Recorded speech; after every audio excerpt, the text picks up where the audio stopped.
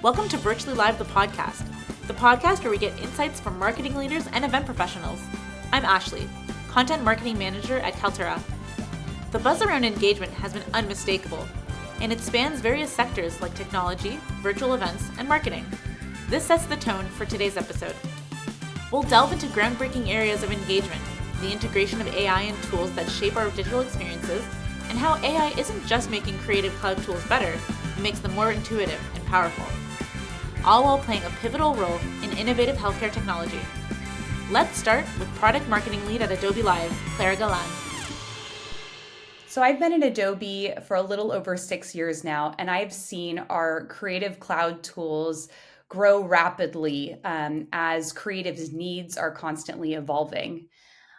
Most recently, in the last year, we've launched many artificial intelligence features that are aligned with Adobe Firefly.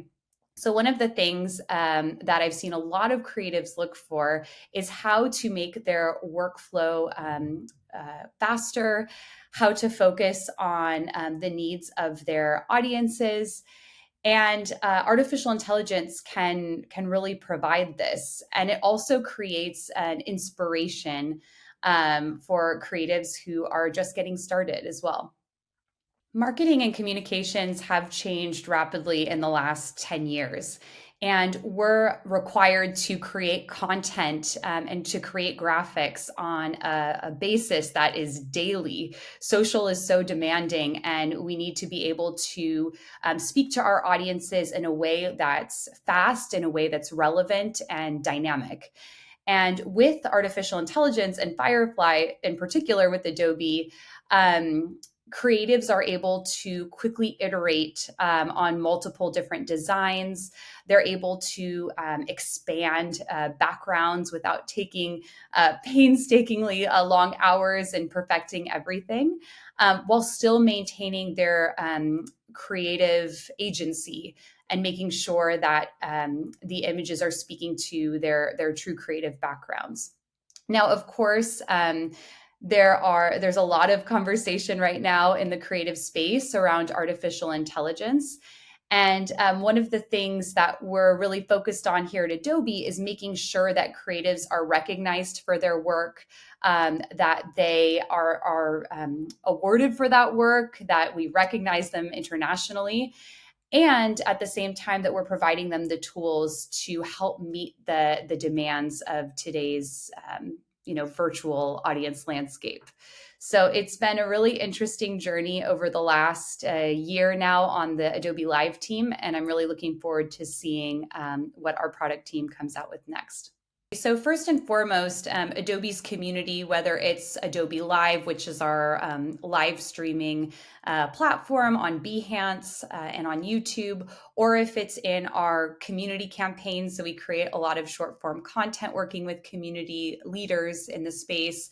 We want to make sure always that we are representing diverse backgrounds, diverse perspectives, being that we are a truly global community. And in addition to that, the Firefly product within itself, that we have our web version, but also there's availability of built-in Firefly across Photoshop and Illustrator. We make sure with all of the text to image generation. So as you know, when you put in a query, Firefly, our artificial intelligence software, will generate images based off of that. We make sure that all of the different options that you receive are representative of a wide variety of people, of different backgrounds, of different races, from different geographies. So it's really important to us here at Adobe, not only from the product perspective, but also from the community perspective, that we are representing diverse voices. Now, let's hear from Jessica Federer, former Chief Digital Officer at Bayer, about what it takes to create successful virtual experiences in the healthcare industry. So many virtual experiences don't work well. So finding the ones that do is the secret sauce. For those healthcare providers, they have incredibly busy schedules in any country of the world you go to. And whether it's seeing hundreds of patients a day, as some providers do in China, to dozens of patients a day, as many do in the US. these providers have stretched their time as much as possible. And so the on-demand experience is really important to enable engagement because they don't need to take time out of their schedule to travel or to reschedule patients or to reschedule procedures. So the convenience aspect is really paramount now in enabling a virtual engagement to be successful. In addition to convenience, it's the interactive element, because you are able to have a more personal interaction in a virtual engagement. So rather than a clinician needing to get attention of a moderator in a room of thousands of other clinicians at a conference, they can immediately ask a question and have a personalized response through a virtual engagement, or have that personalized follow-up in a way that's very convenient without waiting in line to speak to the speaker. So having that convenience and ability to have it on demand, the ability for a more personal interaction, and then lastly, the data, the measurement.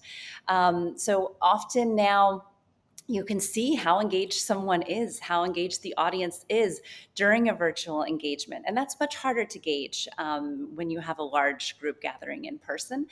We're also able to get that direct feedback. How do they feel? What guidance do they have? And have that captured in a way that's immediately reportable. And then, lastly, what's helpful for encouraging utilization of digital engagements is, in healthcare, we have the carrot and the stick. So you've got incentives, but then you also have requirements. And so many times we're offering CME credit courses that are virtual. And so you need to take the courses, you need the CME credit, and the convenience of having it virtually just makes it that much more attractive for the customers. AI holds tremendous opportunity for pharma. If you think about the medicines we have today and the fact that they were essentially identified through a high throughput screener, this huge physical machine that's running 24/7 to find potential assets. And then the whole long development process, of looking first the laboratories and the toxicology in phase 1 and phase 2 and phase 3. If you look at the opportunity for technology to expedite that entire lengthy process, it's tremendous. So the promise is huge. Now you come back to the reality, and it's still very early days. AI is making a difference in operations. So we were just at a conference in Vegas, and the chief technology officer at Moderna was talking about how they've just rolled out a chat GPT for Moderna, MChat. And it's enabled their information management to be so much more streamlined and convenient. So if any employee is looking, hey, where did we do these study sites? How many people were enrolled here? The MChat would answer the question. So it makes information management so much more accessible. And it solves that question that we would always ask at Bayer. We'd always say, if Bayer knew what Bayer knows, because we knew we had the information somewhere, we just didn't know where. And we would actually end up hiring McKinsey or Accenture or Deloitte or PwC to come in and help us find the information we knew we had somewhere in the organization. So the immediate applicability of new technology and generative AI and information management is tremendous. That also accounts very much for, I think, the Cultura platform, the way you're able to use technology to give feedback and insights from the engagements with providers and from the engagements in the healthcare space. That's a really meaningful use of the technology. Now, if you're going downstream to, further in the development pipeline, if you're looking at how AI is actually being used to write protocols, the chief information officer at Eli Lilly shared recently that they've experimented using generative AI to write some protocols, and they've been successful in getting it to write about 70% of some protocols. And of course, humans go in and refine the rest of the protocols. If you're looking at how it's helping with pharmacovigilance, instead of needing two physicians to code something, from a bloody nose to epistaxis, you can have the technology do the initial coding and then have a physician do checking. So there are some practical applications, but right now it hasn't fully realized the promise we know exists, but we're making some nice, meaningful, pragmatic steps forward. So we're still trying to figure out what are the right parameters in using AI. And then, of course, what is your definition of AI?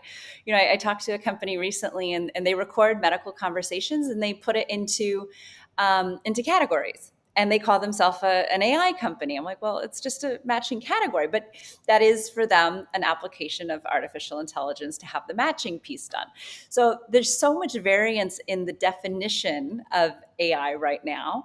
And is it really a learning generative AI approach, in which case you're going to be really worried about what are the data sources that it was trained on? Because much of the data that we have available to us is coming from a rather homogenous population. It wasn't until 1993 that the US passed a law requiring women and minorities to be included in clinical research. So at best, you have less than 30 years of data on women and minorities in clinical trials. And if that's the data that you're training your technology on, it's going to have some fundamental problems because you're missing out on important segments of the population. Thanks to all our wonderful speakers. Thank you for tuning in. Join us next time for another episode of Virtually Live the podcast. Don't forget to like and subscribe. Bye.